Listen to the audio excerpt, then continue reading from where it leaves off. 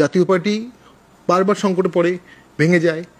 কেন ভেঙে যায় এই প্রশ্নটা আমাকে গতবারও একজন করেছিল, আমি উত্তর দিতে পারিনি। এখন আমি চিন্তা করলাম জাতীয় পার্টি প্রত্যেকটি ভাঙনের পিছনে তদানীন্তন সরকারের একটা এজেন্ডা থাকে।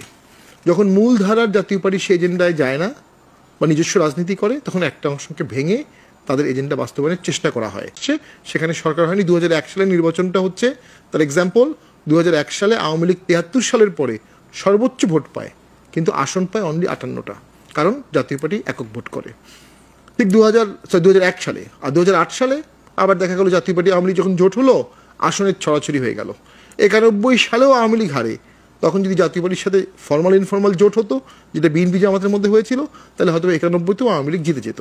নাও বিএনপির সাথে আমাদের অনেকবার জোট হওয়ার দ্বার প্রান্তে ছিল। আমরা শুনেছি সিনিয়র পলিটিশিয়ানদের কাছে 2001 সালে শেষ মুহূর্তে জামাতের কারণে এই জোটটা হয় না। জামাত বিএনপির সাথে জোটে থেকে বিএনপিকে নিয়ন্ত্রণ করতে চায়, এবং 2001 থেকে 2006 আমরা দেখেছি জামাতের সরকারটাই ভিজিবল ছিল।